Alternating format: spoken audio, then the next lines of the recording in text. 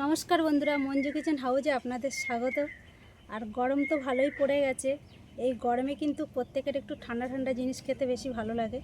তো আমি আজকে ঠান্ডা একটা প্রোটিন বানিয়ে দেখাবো আপনাদের। একদম কয়েকটা উপকরণে সহজে বাড়িতে বানিয়ে নেওয়া যাবে। এই যে আমার হাতে আছে সব উপকরণগুলো। আপনারা পুরো ভিডিওটা প্রথম থেকে শেষ পর্যন্ত দেখতে থাকুন। রান্নাঘরে চলে যাবো আমি, গিয়ে প্রোটিনের রেসিপিটা শুরু করব। আপনারা সব দেখতে থাকুন পুরো ভিডিওটা। আর আমি কয়েকটা উপকরণ নিয়েছি, সেটা আপনাদেরকে দেখিয়ে দিচ্ছি। এই যে এখানে হাফ লিটার লিকুইড দুধ নিয়েছি। আপনারা এই যে আমি যে কেনা দুধটা নিয়েছি এর বদলে কিন্তু গরুর দুধটাও ব্যবহার করতে পারেন এখানে। আর এই যে আগার আগার পাউডার নিয়েছি, চিনি নিয়েছি, এক প্যাকেট গুঁড়ো দুধ নিয়েছি, আর আমন্ড বাদাম কিছুটা আগে দিয়ে ভিজিয়ে রেখেছিলাম, আর এই যে এলাচ নিয়েছি কিছুটা। এই এলাচ থেকে এবার আমি আগে এলাচের এর ভিতরে যে দানাটা আছে না, ওইটা বের করে নেবো। এই খোসাটা আমার লাগবে না, এই দানাটাই লাগবে এটা বানাতে গেলে।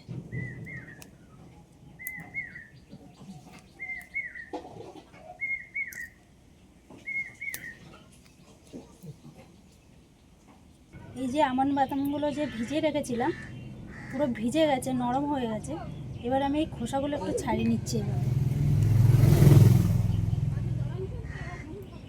সবগুলো কিন্তু কীরকমভাবে খোসা আগে ছাড়িয়ে পরিষ্কার করে নিতে হবে। খোসাটা থাকলে কিন্তু হবে না, পুরো পরিষ্কার করে নিতে হবে। এবার আমি এই যে এলাচ দানাগুলো বের করে নিয়েছি, এগুলো একটু গুঁড়ো করে নেব। এবার আমি যে বাদামের খোসাগুলো ছাড়িয়ে রেখেছি এইগুলোও বেটে নেব।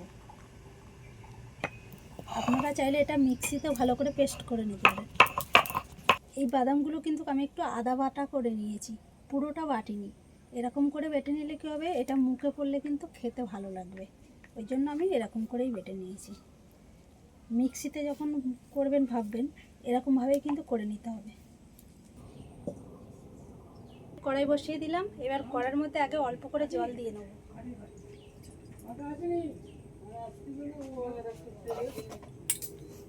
জলটা আগে চারিধারে কড়াই এরকমভাবে লাগিয়ে নেব।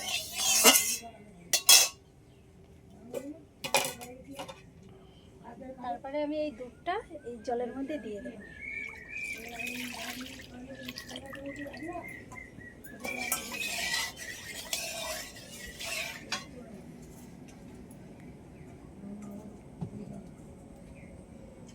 একটা আঙুল ডুবিয়ে দেখে নেবো দুধটা একটু হালকা গরম হয়ে গেছে।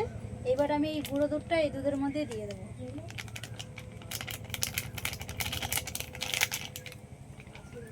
একটা ছোট প্যাকেট নিয়েছি, 5 টাকা দামের একটা প্যাকেট। এই গুঁড়ো দুধটা দেওয়ার কারণে কিন্তু প্রোটিনটা খেতে কিন্তু দারুণ লাগবে। একদম এক চিমটি লবণ দিয়ে দিচ্ছি। লবণটা দেওয়ার কারণে কিন্তু এটা ওর একটা স্বাদ আনবে আলাদা। এবার দিয়ে দেবো বেটে রাখা কাজু বাদামটা। বন্ধুরা আমি এটা আমন্ড বাদাম দিয়েছি, কাজু বাদাম ভুলে ফেলেছি, ভুল হয়ে গেছে। এটা কাজু বাদামটাও ব্যবহার করতে পারেন। আর বন্ধুরা দেখছেন দুধটা কত সুন্দর ফুটছে। দুধটা কিন্তু এরকমভাবে জাল দিয়ে দিতে হবে ভালো করে যাবে, তাহলে প্রোটিনটা কিন্তু খেতে বেশি টেস্ট হবে। দুধটা তো ভালো করে জাল দিয়ে নিয়েছি, এবার একটু লাভিয়ে নিচ্ছি। আমি এই বাটির মাপ করে 1 বাটি চিনি নিয়েছি। এই চিনিটা এবার কড়াইয়ের মধ্যে দিয়ে দিচ্ছি। এই চিনিটা একটু ক্যারামেল বানিয়ে নেব। আর এই মিষ্টিটা যে যেরকম খাবে সেই আন্দাজ মতোই দিতে হবে, কম বেশি করে নেওয়া যাবে। কত সুন্দরভাবে ক্যারামেলটা হতে শুরু করেছে, দেখতে কিন্তু দারুণ লাগছে। আর বন্ধুরা এই যখন কিন্তু এইটা বানাবে তখন কিন্তু জালটা কিন্তু আস্তে করে দিতে হবে। এর থেকে বেশি জোরে জাল দিলে ক্যারামেলটা পুড়ে যাবে, তখন কিন্তু তিতো লাগবে। ক্যারামেলটা খুব সুন্দরভাবে হয়ে গেছে। এবার আমি আগে অল্প করে একটু জল দিয়ে দেবো।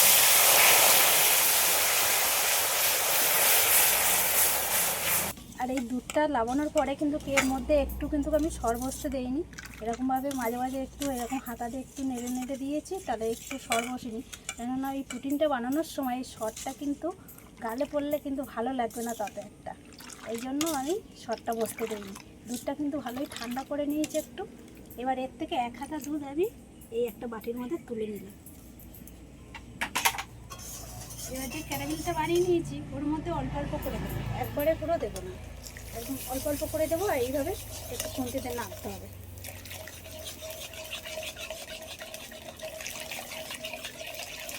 জাল করা দুধটা কিন্তু আমি ভালো করে ঠান্ডা করে নিয়েছি। এবারে এর মধ্যে 1 চামচ আগার আগার পাউডার দিয়ে দেবো।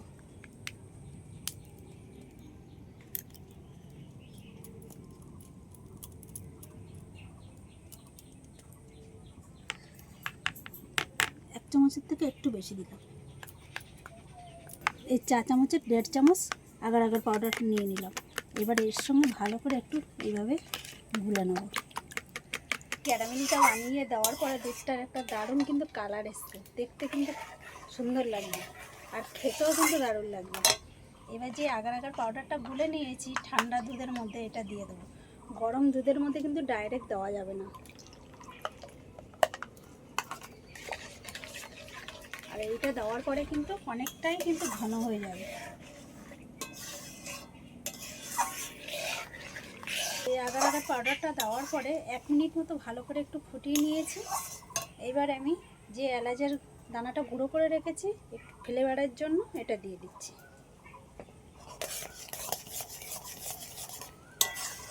আমাদের পুডিংটা প্রায় রেডি হয়ে গেছে। এবার আমি কড়াইটা ধরে লাগিয়ে নেব। পুডিংটা বসানোর জন্য আমি এখানে একটা টিফিন বক্স নিয়েছি। এবার এর মধ্যে আমি দিয়ে দেবো।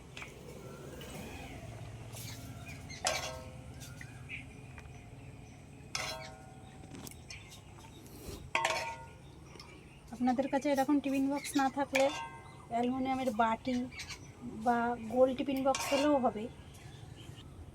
এই পুডিংটা বসার জন্য এবার আমি 10 মিনিট নর্মালে রেখে আসবো ফ্রিজের মধ্যে। 10 মিনিট পরেই দেখা হবে আপনাদের সাথে। 10 মিনিট পরে পুডিংটা নিয়ে এসেছি বের করে। কত সুন্দর ছেড়ে যাচ্ছে সাইড দিয়ে, চারিধারে একদম কি সুন্দরভাবে একদম পুরো জমে গেছে আর ছেড়েও যাচ্ছে, দেখতে কি সুন্দর লাগছে। এবার একটা প্লেটের পরে আমি এবার ঢেলে নেব।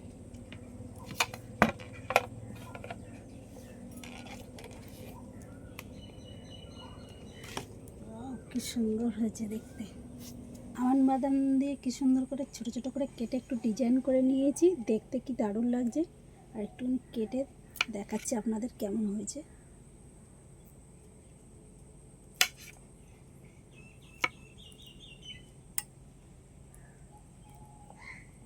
কি সুন্দর হয়েছে। আর এই গরমের সময় কিন্তু এরকমভাবে বানিয়ে খেলে কিন্তু দারুণ লাগবে খেতে। আর এইটা ফ্রিজে রেখে দিয়েও কিন্তু খাওয়া যাবে অনেক দিন ধরে। ঠান্ডা ঠান্ডা ঠান্ডা লাগবে, খেতে কিন্তু দারুণ লাগবে। বন্ধুরা, ঠান্ডা পুডিংয়ের রেসিপিটা তো কমপ্লিট হয়ে গেল।